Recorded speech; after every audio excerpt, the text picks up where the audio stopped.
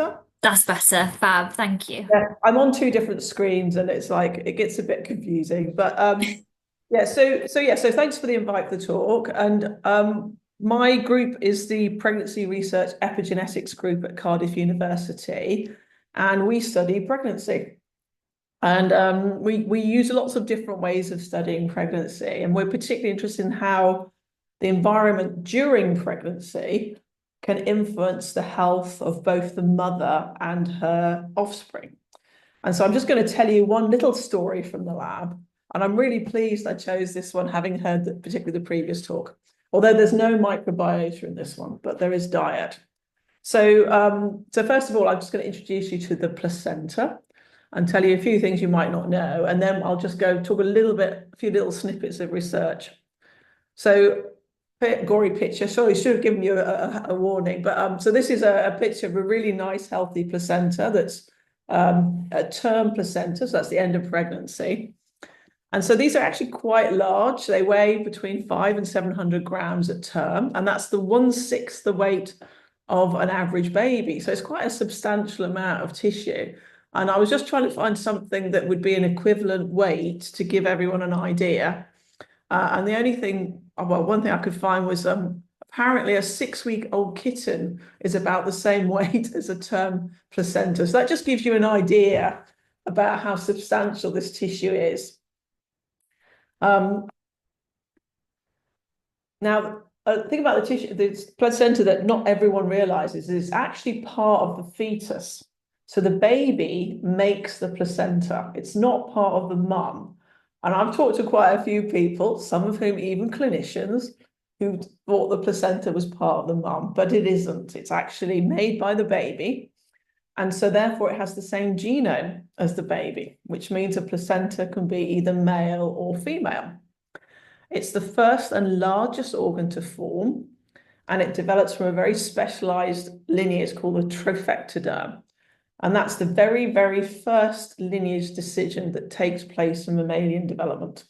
So this is the very first thing that happens after fertilization, is the decision is made to make these cells. And without this, you would not have pregnancy. So it's really important. So what do we know about the placenta? Well, the placenta is really critically important for bringing nutrients to the baby. So the placenta transports nutrients from the mum towards the baby to support fetal growth, also placental growth, and then it removes waste. So it's a very sophisticated kind of transportation device. But it also signals to the mother. So the placenta makes hormones which flood the maternal blood system to induce all the changes in the mum that are required for a successful pregnancy. So that includes changes such as immune suppression, because the baby is part dad and part mum. So the mum has to kind of dampen down her immune system a little bit to accept this sort of foreign body for pregnancy. Changes in blood volume to increase oxygen flow. There's also development of mammary glands, and that's in preparation for lactation postnatally. Changes in glucose metabolism. So normally when we eat a very sugary food, our pancreas makes insulin, and then that sugar, that glucose is taken up into peripheral organs so that we're not hyperglycemic. If that happened when you're pregnant, then there wouldn't be any glucose for the baby. So there is a change in pregnancy to ensure that nutrients from the mum are available to the fetus. Changes in appetite, fat deposition, all mothers know that changes like that happen. And then one bit that we may not be so aware of is actually there's changes in behavior.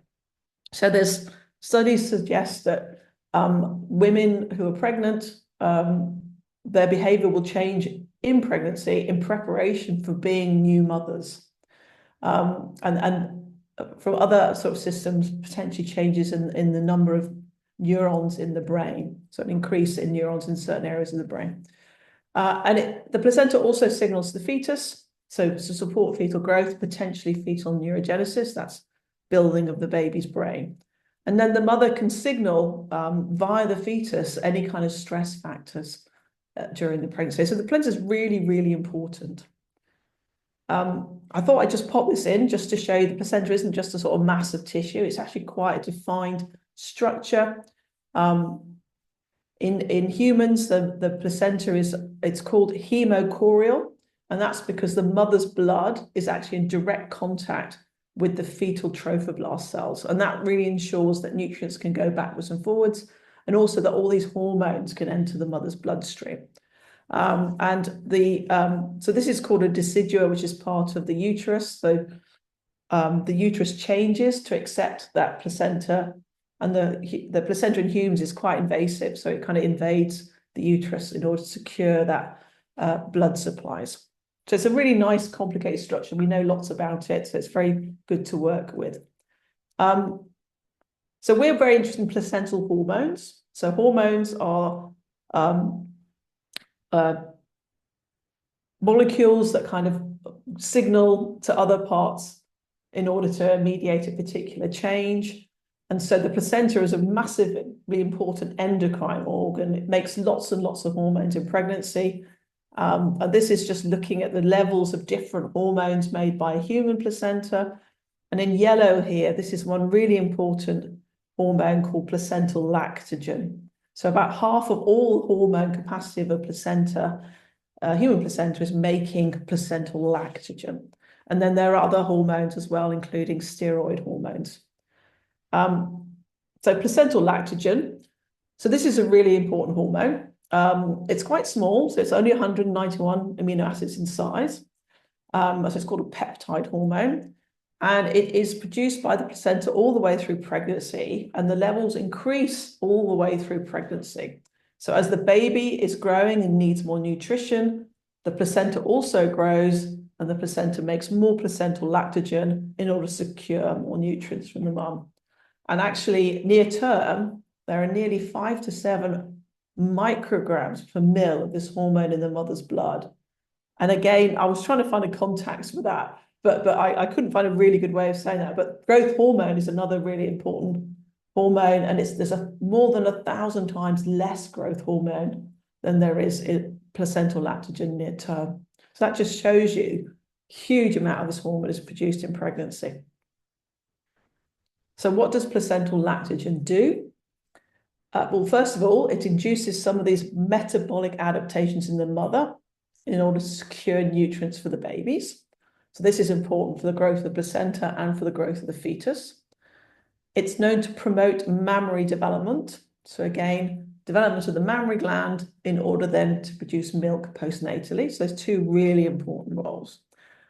And then the other unknown function or less well-known function of placental lactogen is this idea that it might be involved in the priming of maternal caregiving.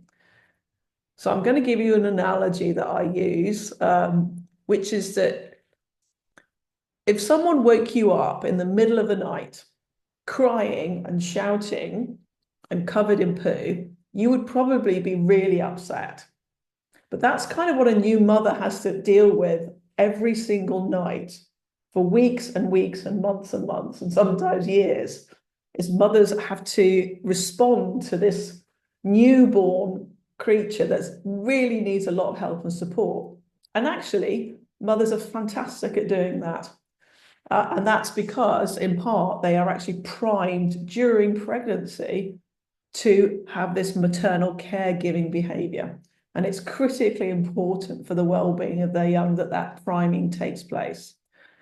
So so that's my slide. So mothers are primed before their baby's born in order to care. And we know that from using lots of animal studies. So we could do studies in animals to prove that mothers are primed in pregnancy to look after their young. And there's evidence that these placental hormones are actually involved in the priming of this maternal caregiving. So this, again, it comes from studies on rodents, which are a really good system because we can actually really test out what's going on. So you can infuse hormones into the brain of a non-pregnant female, and that female will start behaving like a mother, start looking after her pups and looking and grooming them. There's a particular receptor for this hormone, and if you knock that out, delete that in a mouse mother's brain, she's just not able to look after her pups and actually has symptoms of anxiety as a result. And then what we've shown in my lab is that mouse mothers who are exposed to low amounts of placental hormones through pregnancy neglect their pups, and they're also anxious mothers. Whereas mothers who are exposed to high levels of hormones in pregnancy are much more nurturing towards their offspring. So this is all data from animal models that says that these hormones are really important for maternal caregiving behavior. And in particular, it's this hormone called placental lactogen. So is any of this relevant to the human pregnancy? So is there any evidence that placental hormones are important for the mother's behavior in a human pregnancy? So first of all, I wanted to talk about some complications of human pregnancy that are really, really important and relevant. Sorry, that's my dog. Hope you can't hear him barking in the background. So about 7.2% of births in the UK are low birth weight. And these are babies that are born below the 10th percentile for birth weight. And it's a big problem because the babies are much more vulnerable and can require intensive care. 50% are small because they're premature, so they're born early, and then 50% are small because they just haven't grown properly in utero. Another major complication of human pregnancy is maternal mood disorders. So mood disorders are things like having depression or anxiety. And we're all very familiar with the idea of some women suffering from something called postnatal depression. So that's depression after they've had their baby. But what's less well recognized is actually women can be depressed while they're pregnant. And moreover, being depressed in pregnancy is actually more common than postnatal depression. And not only can women be depressed in pregnancy, they can also suffer anxiety symptoms. And so approximately 1 in 5 of all women have some form of mental health issue during their pregnancy. And this is a real problem because this obviously damages the mother's well-being, and it's linked to an increased risk of delivering a low birth weight baby, which is also another common complication of human pregnancy. And both mood disorders in pregnancy and being born low birth weight are linked to increased risk of children having problems later in life, including emotional and cognitive difficulties. So these are really, really big problems in human populations. And it's really important that we understand why babies are low birth weight and why mothers develop these symptoms of anxiety and depression in pregnancy. And so has anything that we've learned from all these animal studies actually help us understand low birth weight and mood disorders? So we decided to sort of take on this challenge. And so we set up our own pregnancy cohort in Wales. So this is called the Grown in Wales study. And this is a cohort where we recruited women from Cardiff University Hospital of Wales in Cardiff. We recruited 355 women. And then we asked them lots and lots of questions. So they filled in lots of questionnaires for us. And then we collected biological samples from these women, including bits of the placenta, maternal serum, and cord blood. And then we've measured lots and lots of factors in these samples. So we've measured hormones and cortisol, and things like free fatty acids. And so we have loads and loads of measures, and then lots of information from these questionnaires. And actually, we've also been following up the children. So we now have the Grown in Wales infant study. And this is where we've actually looked at the outcomes for the children, particularly focusing on behavioural outcomes. So birth weight is the first thing we looked at. So we wanted to look at the relationship between placental lactogen, which is this really important hormone that I've talked about, and birth weight. So within our cohort, about 7% of the babies were classified as being low birth weight. So all our babies are term babies. That was one of our criteria. And so this is a baby weighing less than 5 pounds 8 ounces at birth. So 7% were low birth weight. So then we just simply had a look at the level of placental lactogen in the mother's blood versus the weight of her baby. And what you see here is what's called a positive correlation, which means the more hormone you have, the heavier the birth weight. So that's a positive association between serum placental lactogen and the baby's weight. And that's what you would predict based on knowing that this hormone is securing nutrients for the baby. But it wasn't a very strong correlation. So then we had a look at another way of classifying baby's weight, which is called a custom birth weight centile. So this is so how much a baby weighs is kind of a rough approximate of actual growth, because babies are going to be the weight of a baby is going to depend actually on how big the mum is. So you can't see me, but I'm actually 5'8", so I'm quite a big person, and so you would expect me to have quite a big baby, whereas someone who's really petite, they might have a much smaller baby, and that's perfectly normal for them.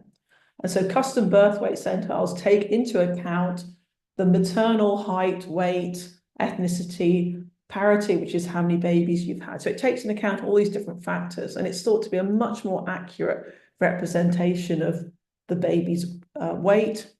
And it is thought to distinguish between infants who are small because they haven't grown very well, and infants who are small because they were meant to be small, so they're genetically small. And that's important because it's the growth restriction in utero that is linked to a higher risk of morbidity and mortality and these poor later life outcomes. So custom birth weight is a much better way of looking at baby's weight. So we compared, within our cohort, 16% of our babies were small for gestational age. So that's more than twice the number that would have been classified as low birth weight were actually growth restricted by this definition. So it's picking up more babies as being small. And then we looked at our correlation, and what you see here is it's a much, much stronger correlation. So that line is much, much more acute. So that shows you a much stronger relationship between the custom birth weight centile and this placental lactogen. So that really is kind of securing this relationship between the hormone and birth weight. We then looked at maternal anxiety and depression. So the women, they complete a questionnaire, so Edinburgh postnatal depression scale. So they tick boxes and they go through and they just tick, have I been able to laugh and see the funny side of things as much as always, et cetera, et cetera. And so we can generate a score for our mums, which actually reflects how depressed they are and how anxious they are. And then we can use that score to then look at other factors associated with depression, anxiety. In our cohort, so this is at term, so this is just before the mums delivered their babies, 14.3% had depression scores of over and above 13. So that is kind of concerning levels of depression. And about 27.3% had concerning levels of anxiety. So that was sort of in keeping with actually other studies of a similar nature. And then we looked at placental lactogen. And what we found was that there was a correlation between the amount of hormone in the mother's serum when she delivered and her mood score for depression and anxiety. So again, this is looking at the level of placental lactogen and the scores. So the higher the score, the more the mother's reporting depression symptoms or anxiety symptoms. And so what you see here is that the lower the level of the hormone, the higher the score for anxiety. The lower the level of hormone, the higher the score for depression. What was slightly strange, and we don't understand why, is that actually we only see this in mothers who delivered a female infant. And then this is just, we followed our mothers postnatally, and we can see that this relationship continues after the mothers have given birth. So even 10 weeks after pregnancy, there's still this correlation between the hormone and the mother's symptoms of depression, anxiety. So that's kind of consistent with what we see in mouse mothers. So mouse mothers who have low hormones are anxious, and it looks like human mothers who have low hormones are also anxious in pregnancy and postnatally. So what can we kind of do about this? So this is when we kind of started to look at modifiable lifestyle factors. So these are factors, these are things you can change. You can't change your genes. you can't change your genetics, but actually there are things you can change. So is there anything we can change that might help with this problem? And then the one thing is dietary patterns. So what you eat. So a dietary pattern is the quantities, proportions, variety, or combination of different foods and beverage in diets, and the frequency at which they're consumed. And so for all our mothers, they completed a food frequency questionnaire at the same time they were completing all the other questionnaires. And we were able to look at mothers who had what's called a health conscious diet, which is full of fruit and vegetables, and then mothers reporting a Western diet. So that's the sort of thing you can imagine, which is lots of processed food, high fat, high sugar. So we're able to generate scores for our mothers for health conscious diet, Western diet, and then we could look at those diet patterns and the things that we're interested in. So the first thing we're able to show is that a health conscious diet reduces the chances of a mother having a small baby. So mothers who are eating a healthy diet in pregnancy were less likely to have a small baby. And that was also the case even when we adjusted for other factors that might be influencing birth weight.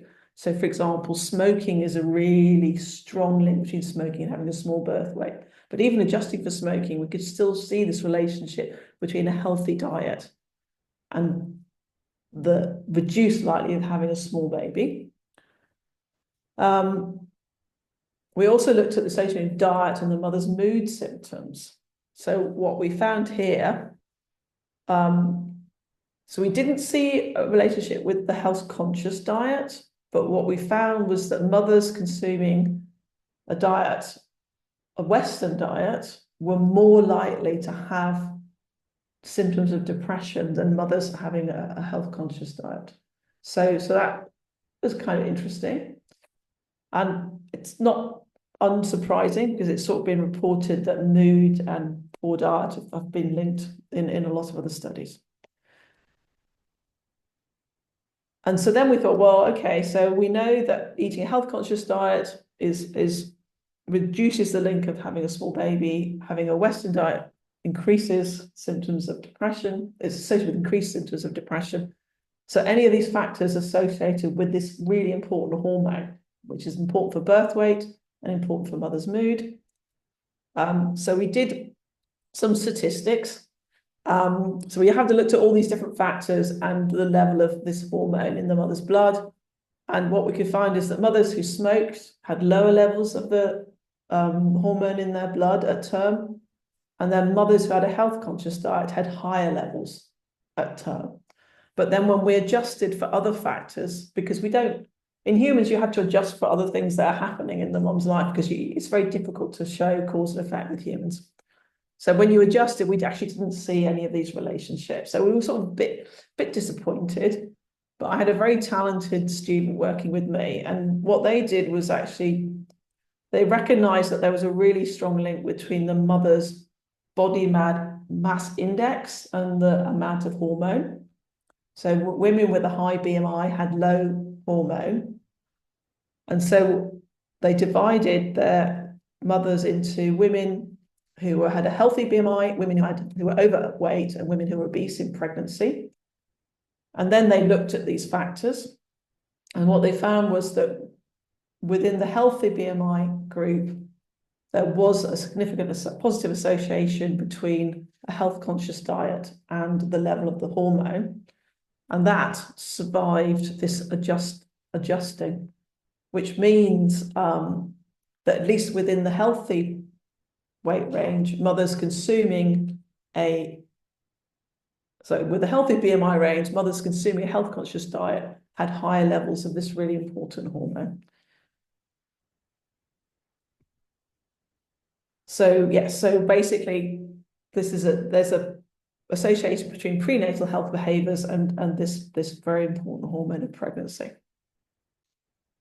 So key points, I have so the key points from this is that lower levels of this really important hormone at term in human pregnancy are linked to babies who are growth restricted, perinatal depression, perinatal anxiety, and also mothers who are obese have lower levels of this hormone in their serum, and that we believe that health-conscious diets may potentially protect against lower levels of this hormone and therefore reduce the risk of adverse outcomes. And that's the key take-home point, is diet is really, really important. And just to say, this work has primarily been funded by the BBSRC and also the MRC with money from Wellcome and also the Waterloo Foundation, who funded our Grown in Wales infant study. And lots of people have contributed to this work. So thank you very much, and hopefully I haven't gone too far over time.